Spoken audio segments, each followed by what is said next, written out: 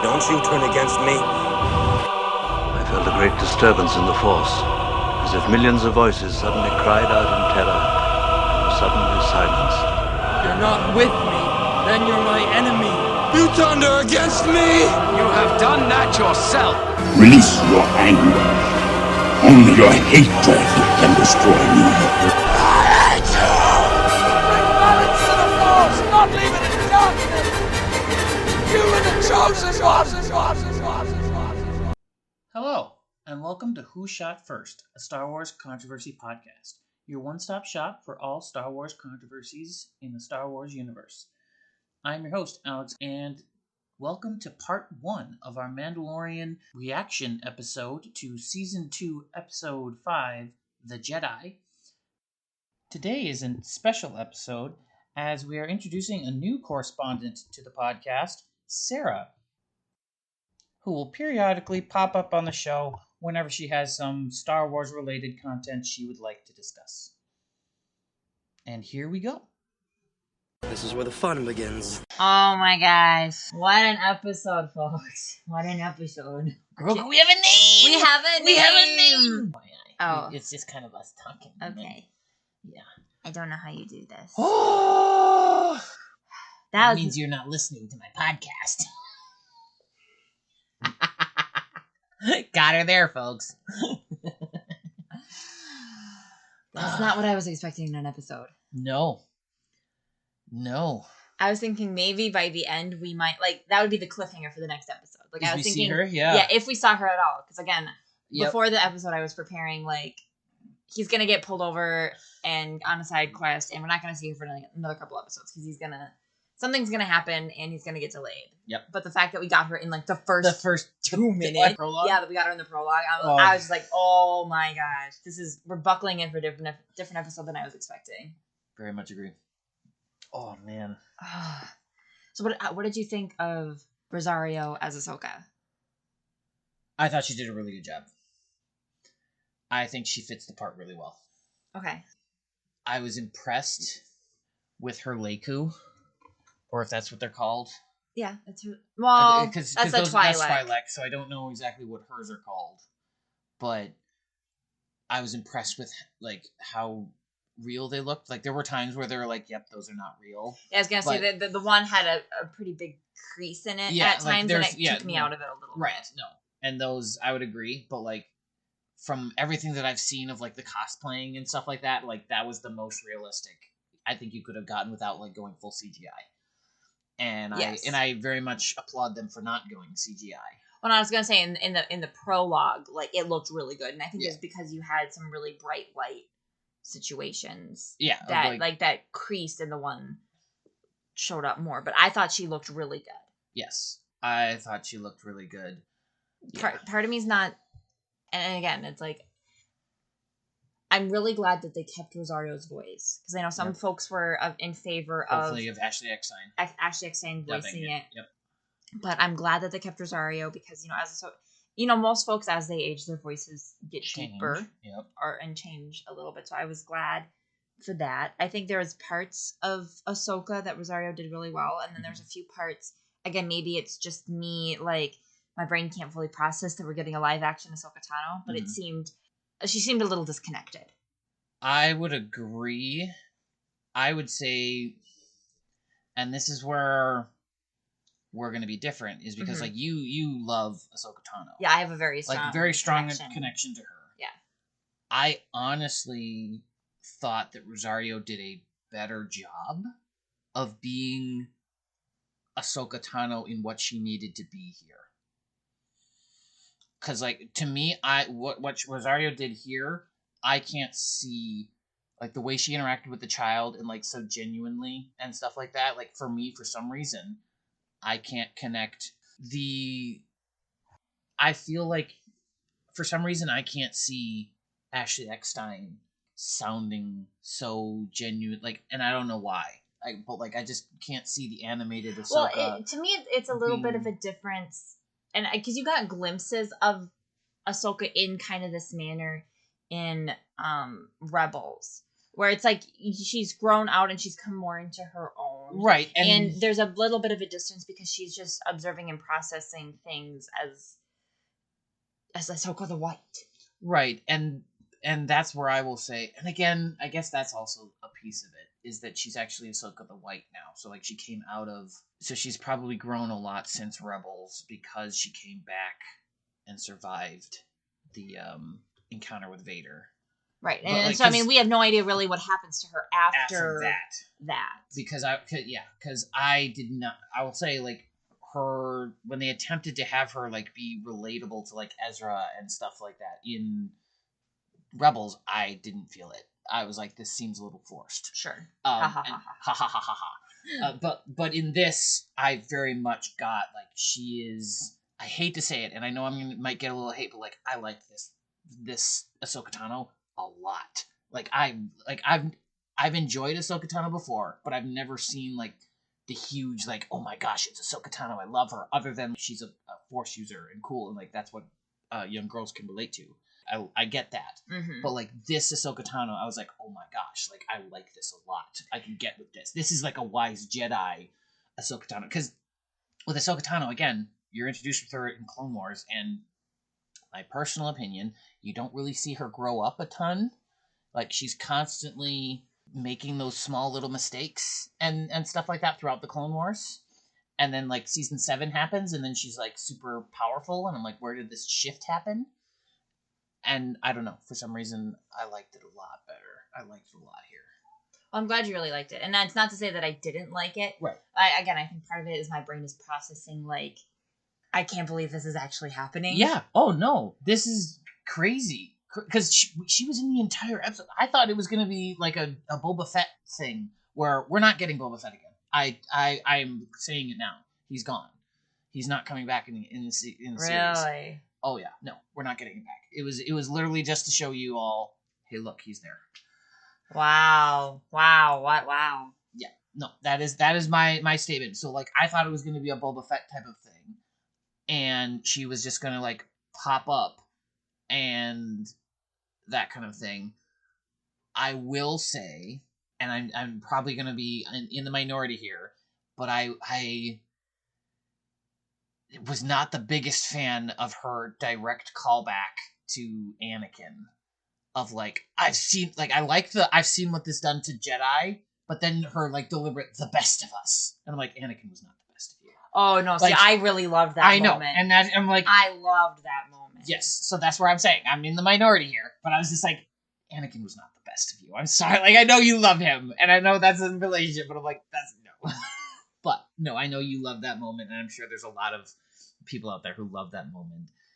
But, yeah. So... No, see, now that you kind of talk about it a little bit, I can see glimpses of Ahsoka's portrayal here very... paralleling to what we see of her in the Siege of Mandalore in season 7. Because there's a little bit of like, I've learned, I've grown, I'm a little aloof because I've been burned before. Mm-hmm. Or like, and in part, I was kind of surprised because everyone kept calling her the Jedi and she didn't say no. She didn't say no. She didn't say, I'm not a Jedi. Yeah, because I was kind of expecting basically that line from the Twilight of the Apprentice of like, I'm not a Jedi or I'm no Jedi. Right. Especially in the prologue. But we never got that, so she never said, I'm not a Jedi. And I think that's what surprised me the most of this, is she either went along with it or she's accepted that mantle, maybe after her time with Kanan and Ezra. I don't think she's accepted the mantle. Because, and the reason I say that is because she says, because she never calls herself a Jedi. No. She never calls herself a Jedi. And at the end, she's like, if you put him on this mantle, put him on the Seeing Stone, maybe a Jedi will come. So I think more it's she's... I think it's more she... And she's like, there's not a lot of Jedi left. And I view that as, like, she's embracing what people call her, just, like, using that to her advantage. Not necessarily, like, I don't think she would specifically call herself, I'm a Jedi. Right, because she never said those words. Right, and, like, right. I think she's just accepting the fear that like the Jedi can instill on people, and she's a Force user, and so people don't know the difference. Like, again, there's so few of them. If you use the Force, you're a Jedi. in this time period. Right. So it's like she's just not gonna go around to every person. I'm not a Jedi. I'm not a Jedi. I'm not a Jedi. So that's my take on it. No, So do you think that's part of the reason, or the main reason, she doesn't want to train Grogu? No. So is it just because he has the strong attachment she doesn't want to, or because part of me was like, well, she doesn't want to train him because she herself disavows the Jedi, so she's not going to want to train him in the Jedi way. Like, she could maybe help him harness his Force abilities and to train him or teach him that choking people is wrong. But if she herself has issues with the Jedi path, she may not want to teach him to go down the Jedi path. I would say I don't think that's necessary. I don't think it's because she's not a Jedi that she's doing it. I think it may be that she doesn't think she's like strong enough, or like doesn't know, like, because she. So again, it might be that she doesn't view herself as a Jedi, so she's like, I'm not strong enough, or I'm not a teacher. Like, I've never taught anyone before, so I don't have. She taught Ezra a little bit. A little, right? But it's not like this is a brand new case, and this is a case who has a ton of fear in him. True. Yes. And that's what I think. Like, I think the fear is what really scared her away from him. Well, because it's like with Ezra, she's coming more in as like a blank slate. Well, no, because like Kanan had been training Ezra for a little while too, yeah. So she's just like, yeah, you're gonna listen to Kanan, but kind of like another fun, respected adult. She's like, I'm just gonna come in and give you a side lesson here. Give you some tips. You're going to follow Kanan because he is your master. And he's kind of accepted that mantle, but like. Yeah, I feel like she's still also, again, I think she's still on that hunt. I don't think she wants to get off of that hunt. No. And I called that from before this season started. I was like, she is literally going to pop in here just to say she's still looking for Ezra. And with that, Admiral, where is your master? And you're like, oh, what master is she talking about? Yeah, because at first I thought she's like, is the lady a Sith? And I'm like, no, she's not a Sith. No. So maybe she's looking for Moff Gideon. That's what I was going to be like, oh man. She's helping Bo-Katan trying to get the Darksaber back. And that's what I was going to be like, okay, so she's going to be here, and like we're going to be floating, and so then Ahsoka's going to be with us the rest of the season because she's looking for Moff Gideon to help Bo-Katan, and then she goes, where's Grand Admiral Thrawn? And I'm just like, I knew it! She's still looking for Ezra! Now, the question becomes, do we get Sabine now? Because maybe we don't get Sabine. I'm kind of okay with that. I'm okay with that too. But, like, maybe we don't get Sabine because she's going to go off. Because I think a lot of people thought that the Sasha Banks character was going to be Sabine. Which I don't understand at all. Like, No. They thought she was going to be.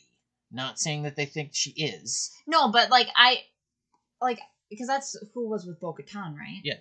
No, I never thought that was Sabine. Again, I know. I'm not saying people thought. There are some people who thought she was Sabine. I'm saying when people heard that Sasha Banks was cast, they thought she was going to be Sabine. Okay. And then when they saw it, they're like, okay, that's not Sabine. So where is she? She's going to come in with here. No, that's what I'm saying. Not that. But there are some people who thought that. You looked at her and you're like, they don't give her a name in the episode. I mean, like, apparently she does have a name, but like it's in the credits. It's not actually. No, I would be. Didn't give her a name. I mean, I'm not gonna count it out, but I would be a little surprised if we got Sabine. I would be too.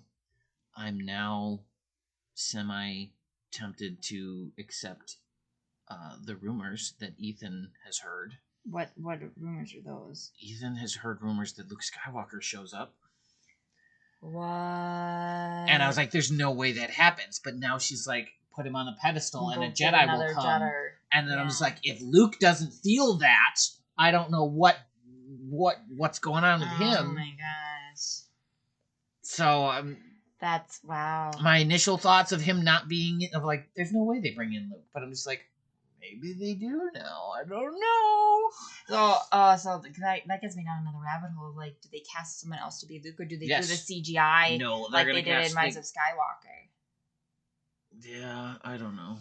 Because to be fair, like if it's short enough and dark enough, like they could CGI. Could CGI him in. Do the CGI. Yeah. And because Mark's voice sounds close enough to when he. Oh yeah, like he can do anything with his voice. He's amazing. Yeah, so like he can voice it and it'll be CG. Like, I'm not saying that's what I want, but like that's what.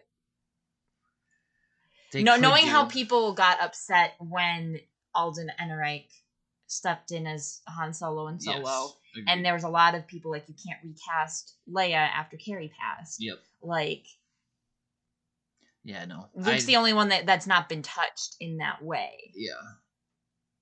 And that's why I say, like, there's no way he can be there. But so they might be introducing another Jedi or something, because there's, they've got, because I'm just like, I don't know.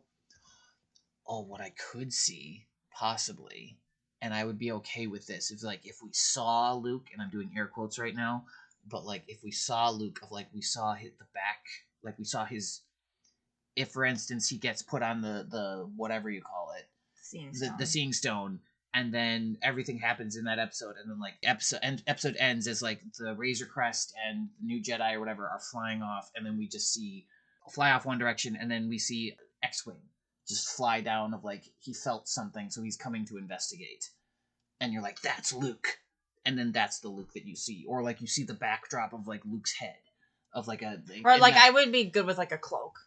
Or cloak, yeah, something of like, you're like, that's Luke. That's Luke. He's like coming to investigate this temple because he felt something. Well, I mean, because you could even do the lightsaber, like if he ignites his lightsaber to come in and inspect, have a little bit of light and have his protection ready. Like, we all know what Luke's lightsaber looks like. So between the cloak and that lightsaber, like, you could literally do the cloak and then just do a close up on like his lightsaber on his belt. Yep. And and you'd be like, and you're like, that's Luke. That's Luke there. He's investigating. Awesome. Like, yeah. But like, I don't see them making him a character. I don't feel they could, and I don't think it would do justice to either the characters here, because like I agree. I will say I'm glad she's only in one episode so far. Well, and that's what one of the pieces I wanted to ask you is, do you think she's going to come back? Because I have a feeling she's going to come back later at some point, whether it's this season or next season, and it's like, does she come back because she sees what or hears what the Empire's trying to do with him, and she's like, well, I can help protect him, or he still needs training, even though I don't think I can train him the best. But it's like, I really don't feel we've seen the last of her, so it's just in what capacity does she come back? Agree. I very much agree. I will say the thing I didn't like, and this is again, but I will say, and it's not, I didn't like with Ahsoka, but it's because of where she was trained and how she was trained. So it's not like they did a bad job writing it. But I didn't like how she was like, he's got too much fear. And like, this is literally what happened with Anakin, of he's got too much fear, we don't want to train him. And I'm like, he has to be, like, he's already going down the dark. We've already, and granted, she hasn't seen it, but like, we've seen him go down the dark a little bit, of like choking Cara Dune and stuff like that. I'm like, he needs training or he will go dark. Like, it's that kind of my feeling of, you're just banishing him, like, okay, yep, you're done. I'm not going to train you, and his powers will fade. And I'm like, from what we've seen, how powerful he is, it's not going to fade. That's what intrigues me the most, because that's, I think, the first I've heard of, like, if you don't get training, your powers fade. Yeah, I think I've heard stuff like that. It's basically like learning a second language and stuff like that. If you don't use it, you lose it. That kind of thing. Right, but see, like, that kind of flies in the face of like Ezra Bridger, because he didn't start getting trained until he was like 15, 16 years old. Correct, but again, they're talking, I think, more of this baby Yoda is going to be, I'm sorry, Gregor. Is it Gregor? Grogu, sorry. Gregor, that's too pedestrian. Yeah, Grogu is like 50 years already, and so he's going to live for like another 900. And so it's like things will fade. So with like humans, I don't know if it necessarily fades, but it's like if you're not using it, you don't know. Right, because I mean, like Luke started his training when he was like 18, 19. Yeah, 18, 19, and he was able to make it strong. But again, he wasn't using anything. And also, he was a child of Jesus and whatever. Yes, all that jazz. Yeah, it's not a great example, but yeah, like with Ezra Bridger. To me, it's a little bit more equated with Ezra Bridger. Ezra Bridger, yes, he's kind of been lucky all the time and stuff like that. So, but yeah, so no, I'm very excited. That was a crazy episode. Yeah, I like that Dave directed it. That makes me feel better about having Ahsoka in there, that he wrote it and directed. And I know you're not a huge Dave Filoni fan, but like I am glad that he at least got the first episode with her. You know, if other directors pick her up and write her into other episodes, but like I'm glad that our first on-screen representation of Ahsoka was Dave's baby. I'm good with that, yes. What I don't want is that. I don't want it just to be every time she's on screen he directs, he's writing everything. I can understand him like whenever she appears on screen, like him having credit, yes. Yeah, he can have credit of like or reviewing something of like yes, but like that's the thing, and this is where I'm gonna get in trouble with people, is that yeah, it's his baby, but like other people can give a representation of her. Like get a woman in there. Like yeah, that's I'm like it's a guy writing a girl. If like Bryce Dallas Howard directed an Ahsoka episode, that would be amazing. But I I'm would like, love that because that's what I'm saying. Like I understand. Like Dave, you made her, and that's great, and you feel very protective of her. But like, get a woman to write for her. Like, right, at some point, we all need to let our children go. Right, and the one time we let a woman write for her, you erased that with the Ahsoka book. Like, like you're just like, yep, that didn't happen. Like, so I'm just that's where I'm like, okay, I get it. It's Dave's baby or child or whatever, but like, yeah, you have to let your child go. You have to let other people play with your toys, I guess. If that's, I mean, that's a terrible, but I'm just like, right. When we talk about the sandbox of Star Wars, yeah, it's a sandbox. Like you have to play with, you have to let other people play with it. It can't be so protective of her. Like I can understand having like final approval on everything. Yeah, like that's fine, but like let other people play with her. She's a great character. She needs to be divulged and played with. And well, yeah, because she's so complex, and so many people have attachments and feelings with her as they've grown with her through Clone Wars and Rebels and this. And so like I said, I'm fine with him establishing, you know, here's how, you know, she looks or walks and talks in live action. So we have that base to go from. Right. But it's like, you know, in the minds and other people's eyes of the greatness that Ahsoka is capable of. How amazing would it be for like a young writer who grew up with Ahsoka to write Ahsoka? Like that would be mind blowing. That would be amazing. But I'm like, you can't have that if Dave is doing everything. Right. And so it's just like you have to let it go. And like you can say, like, yes, you have final approval or whatever, but like let somebody else write and let somebody else have a good idea with her. I understand, however way, a long way down the line, if you want to remove her from the story, be that she just naturally passes like Yoda, be that you kill her off in some way, be that something happens. I understand him being like, I want to have to say to write that, but again, right. But it's like that's right. We set up the parameters of like, here's, you know, what we know of Ahsoka in the timeline.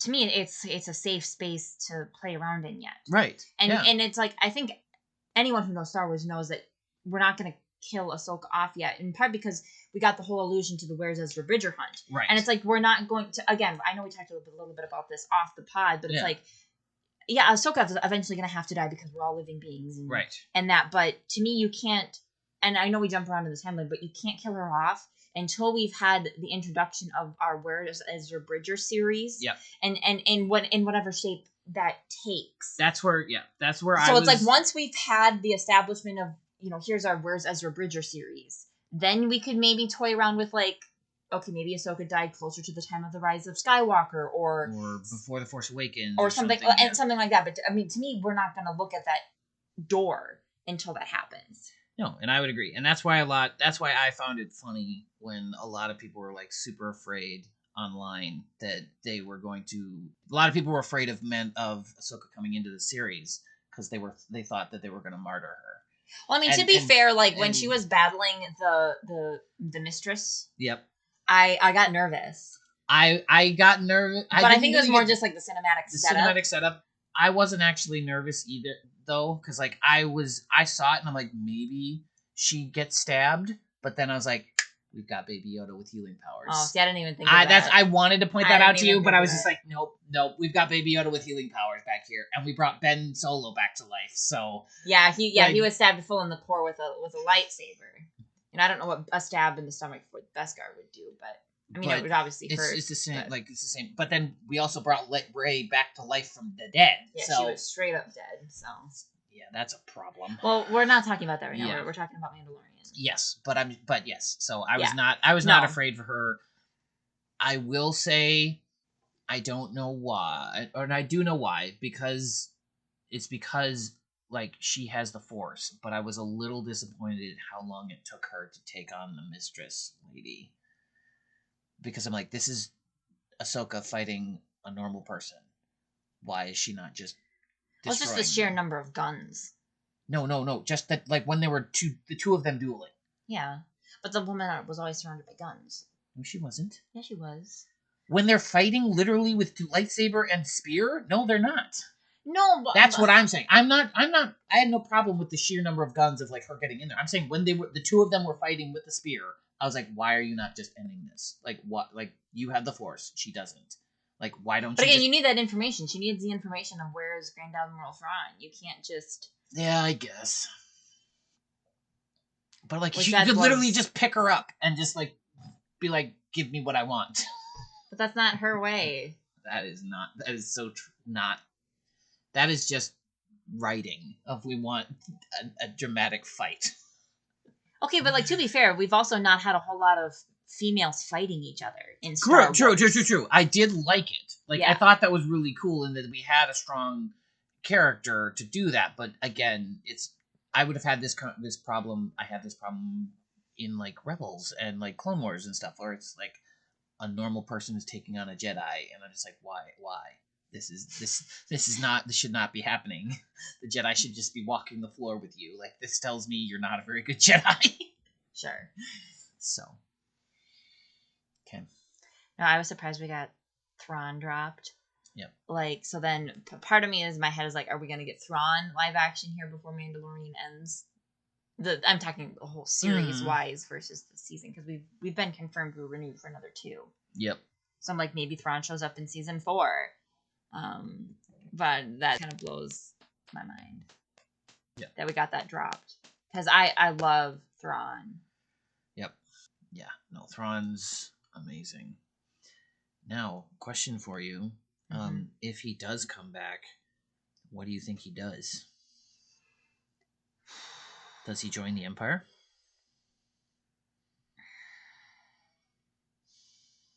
It's a great question. Because I personally don't think he would. I think if he comes back, unless he's back now, which is like what she's saying, what I feel like she's implying with that, of like, where is your master? Of like, I don't know how she knows that, so unless he's back right now, and maybe Thrawn is pulling the strings with Gideon, he may be, and stuff like that. But I'm just like, if he's not back now, if it's all kind of a, like, he's still off with Ezra, then I would think, and I would hope, that he would come back and be like, the galaxy's in shambles, I gotta go back to the Chiss. Right. See, that's why I don't think he would join the Empire, because in the treason, so the last book of the first Thrawn trilogy in the new Lucasfilm era, if you can follow that train of thought, you could see the fractures of, like, there was something going on with the Chiss, and, like, he felt he needed to go back to the Chiss. But then obviously, like, you don't want to upset Emperor Palpatine. Right. So to me, and part of me thinks in his time with Ezra Bridger, like, he's not going to go back to the Empire, because again, his first priority is the Chiss Ascendancy. So part of me is like, he's going to try to convince Ezra to join the Chiss Ascendancy, like he did Eli in the books. Maybe that's where they are. Right, and I kind of think that is where they are. So, like, if we get Thrawn back, it's because, like, I don't know, he's either trying to recruit more people for the Chiss, or you have the threat in the chaos. Yep. And there's something big going on in the chaos. Yep. And we still don't know what that is, but if he's trying to get the chaos help, is the unknown regions called by the by the chiss. Just an FYI to everybody. Oh yeah, that's a good clarification. But yeah, so we don't know what that is, and if he comes back in and especially sees, there's not really, the New Republic is still trying to gain strength, and so there's not really a good power hold yet in our known galaxy. So I could see him trying to come back in, and he's like, hey, we're kind of starting over, so now would be a really good time to try to form an alliance, and point to some of the issues in the unknown regions chaos. Yeah. Because the Republic had no time for that. Yeah. But who knows? We're getting really down a speculative circle here. One of the things I really wanted to bring up, and it kind of makes sense a little bit to me with Dave Filoni directing this episode and writing this episode, is how much that little village felt like Ba Sing Se from Avatar: The Last Airbender. I would agree. Yeah. Because, and especially once we got to see the inside of where the magistrate or the mistress lived, I'm like, yep, this is definitely... It's definitely lifted from Avatar. Yeah, but I'm totally okay with that. Oh, yeah. No. So I kind of appreciated that nod. Yep. So, all right. Thank you very much for listening, Well, everybody. I still have more to say. You have more to say? Oh, my gosh. Keep going, then. Yeah. Wait. I'm sorry. I thought you were done. No. I also really liked... Because I know listening to some other podcasters' reactions to Mandalorian episodes, there, some people are like, well, if Baby Yoda's 50 years old, he would have had to have been alive during all of the events of the prequels and the Clone Wars, and like, where was he? And I really liked that Ahsoka's like, yeah, he was being trained by the Jedi, and then Order 66 happened, and he was hidden and taken away, and then his memory goes fuzzy, and I totally get that with like trauma and whatever, or whatever, like the Jedi trying to fuzz his brain, and they may have done that, but now I'm super curious of like who took him from the temple, who hid him, where has he been in roughly the 20-ish 25 years between the events of between Order 66 and Mandalorian. Yeah, and we might get that in like flashbacks. That would be amazing. And to me, especially if a Jedi trains him, because you're going to want to try to clear some of that fear and attachment. And so if we're going to get flashbacks from Baby Yoda's perspective of some of those horrors. Of like Order 66 hidden. Like that, because I will say, I'm really tired of Order 66.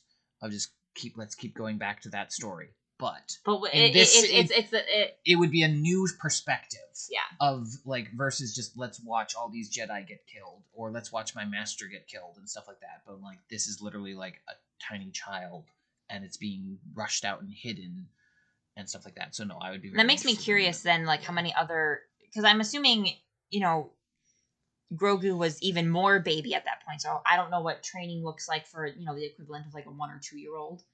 But that's probably what it was. So if there's other, baby Jedi in the nursery, like, did all of those babies get taken and hidden away somewhere too? And so to me, it's like, was it just Grogu because of his Force abilities, or were other babies kind of hidden away? Kind of like in World War II is the best example of you send the kids away, hide the kids away. Yep. I would say I don't necessarily think that, because I don't think he was getting the kind of like 1 or 2 year old training, because they don't usually pick up kids until they're like at least toddlers or like babies, and right and start training them, because I think he is a lot older in his mind than he is that we see, because like the fact that he was talking to Ahsoka Tano through their mind. And she's like, yep. She's like, yep, we're talking. And he told me all this stuff and stuff like that. To me, I think his brain is a lot older than his body. Like, again, it's that he's developing, his body develops slower. Mm-hmm. And so, but his brain, like he's a 50-year-old. So like, yes, he's still like, who's old? Yeah, I want the ball and blah, blah, blah. And like, yeah. But he also can communicate very well. But that's also a little bit of like Yoda too, because like even when Yoda was 900, he was like, this is the flashlight, yeah, and then he gets possessive with R2. Yeah, so maybe this species just has a thing for shiny objects. Yeah. Maybe. But I mean, that's all of us. True. Also, maybe this is my last point. No, keep going. Like I really love the name Grogu. Yeah. I think it fits so well, but a little part of me is disappointed it doesn't begin with a Y. Because we've had the Yoda and Yaddle, And so, I know people were hypothesizing it's going to be a Y name. Oh, that would have been amazing. But I really like the name Grogu. Grogu is really good. Yeah. I can't believe. Yeah, we got a name. I was so surprised by that, and how casually she dropped it. She's like Grogu. Grogu. And he's like the kid. He's like Grogu. And then his just little face just goes. Ah! You're talking about me? Hey, my name. Hey, you said it out loud. Yes. Yeah. Yeah. Grogu. No, I'm looking at one of the child plushes, and it's just like, yeah, you look at it, and it's like, you do look like a Grogu. One of my 6 child plushes. Yeah, it's like, no, you do. You look like a Grogu. So I was very happy with this episode. I don't think it's my favorite of the season so far. I really liked the previous 2. Mm-hmm. And I will say, like, again, we're getting other stories. We're not, and I think that's why I'm liking it, is because, again, we're not just focusing on the Mandalorian. Because every episode up until, I think it was last season, or the last episode, so that's why I like the last episode so much, is because there was actually like 5-10 minutes. There's a 5 minute, 5 minutes of no Mandalorian on the screen. Yeah, he was off screen. He was off screen, like, doing other stuff, and you're like, that's fine, because it's just and that's where I think they got into that habit of, like, we're just going to keep giving you side quests because it's all about the Mandalorian.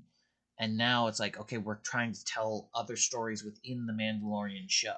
I mean, I like that, but I could see some fans' frustrations of, like, if you want a true Western following a BA Mandalorian, this series is kind of devolving from that because you're getting into some larger themes of the Empire, and now we're getting really big into the Force and the Jedi.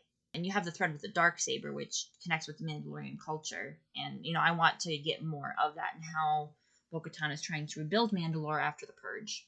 You got your gunslinger Western in the first season. And I certainly don't think we're done with that yet. But I like that we're getting more of a plot. Yeah. I think that's one of the reasons I'm not a huge fan of Westerns. It's because it's basically like, here's the issue of the day, we're going to tackle it. And it's not like you get a through thread of, like, the development of the sheriff or a marshal, right. Or you don't form attachments. And I kind of like, I could see some fans not liking how much we are tying into the larger Star Wars universe. Because I think there's something to be said of wanting, like, a true standalone spin-off story of, like, yeah, you have the taste and the flavor of Star Wars and maybe a reference here or there. Yeah. But not being so tied in of, like, now we've got strong Empire ties in, now we've got some strong Jedi tie-ins. I would say I will disagree about the Empire tie-ins. The Jedi, yes. The fact that I think we are diving. I think the series is slowly becoming less and less anyone can watch it series. Yeah. I think the first season was, if you have seen nothing of Star Wars, you can pick this up and watch it and like it.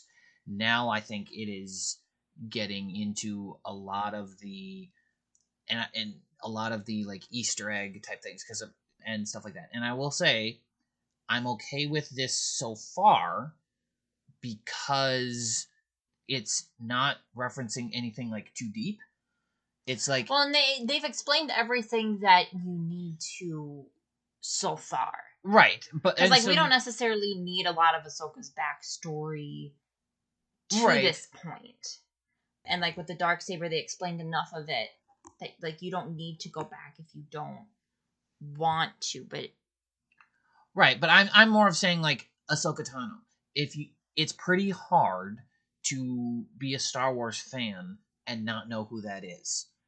And it's pretty hard to be a Star Wars fan and not know who Grand Admiral Thrawn is and stuff like that. So I mean, there are people out there, but I was gonna say, if you've only consumed the movies, you're not gonna know who they are. Yes, right. So if this is your first venture into non-movie Star Wars, which I'm sure it is for quite a few folks out there, correct. This is either your bridge to that larger world, your first step into a larger world, or, I mean, you get the flavor enough. Because, like, I know I watched with my parents, and my parents have only ever watched the movies. And I think we have 1 or 2 episodes left in the first season. And I told them from the get-go, we can pause whenever you want. After the episodes, we can talk and I can fill in gaps. And they've not, really the only things they've needed fill in are what happened in the episode because my dad can't hear. Yep. No, and I've been watching them with my mom as well. I've made it through the first season with my mom, and then I'm now, once this season ends, I'll watch season 2. And so that'll be very interesting to watch season 2 with my mom, and she won't have any kind of background. Yeah. She's not really a Star Wars fan, but she's like, I'll watch them, and I'm interested in that kind of stuff, but like she hasn't seen any of the Clone Wars. Yeah, so it'll be interesting, especially because your mom wants to know, your mom is a person who wants to know and understand. Yes. So that, if she's going to be satisfied with the explanations we get in the episodes. Who's this? Like, who's Ahsoka? Who's Granddad? Who is she talking about? Granddad Mathon and stuff like that. So it would be interesting to know if because she has me, and so she'll ask that, but like it would be like, if you didn't have me, would you be satisfied? Like I'll ask her like after like, what did you think, without any questions answered, and she'll get mad at me because she's like, I can't decide if I like something until I've thought about it for a week. Yeah. No, so again, and that's where I'm gonna be curious with my parents, because my dad especially, my mom's a little bit more like your mom of like wanting to know, but like my dad is pretty good about taking things at face value. Yeah. And so I'll be curious. And again, what I had to explain was the mumbled parts in the first season. I'm like, we can turn on subtitles and you wouldn't have this issue, but he doesn't do that. I will say, I think that's a good thing in this season, because I will say, especially during the Bo-Katan, when Bo-Katan was introduced, when I talked about this with Ethan a little bit, I was really upset when they when she started talking, and on the bottom it says Bo-Katan when she's talking. Oh, really? It tells you the name, and I'm just like, that's not cool. Like, it totally gets rid of like the reveal. Like, yes, you can sort of tell by the voice, but like, but again, for folks who don't know, but like with you too, because I brought you up in that conversation because like we were watching it, and I'm like, you were like, is it? Because you couldn't like, it was kind of hard to tell, but then once you took off the helmet, you're like, it's Bo-Katan.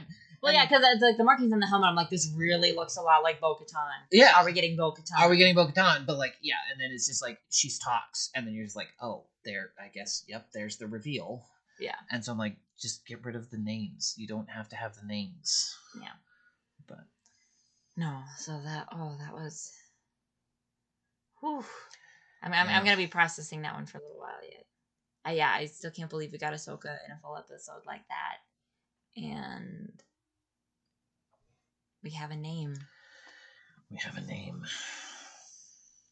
Yeah. That's crazy. Thank you all for listening, and we will see you next week. Never tell us the odds. Never tell us the odds. Never tell me the odds. People are counting on us. The galaxy is counting on us. Solo, we'll figure it out. We'll use the Force. That's not how the Force works. Oh, really? You're cold? Don't you turn against me. I felt a great disturbance in the Force, as if millions of voices suddenly cried out in terror and were suddenly silenced. You're not with me, then you're my enemy. You turned her against me! You have done that yourself. Release your anger. Only your hatred can destroy me. Bring balance to the force, not leave it in darkness. You are the chosen one.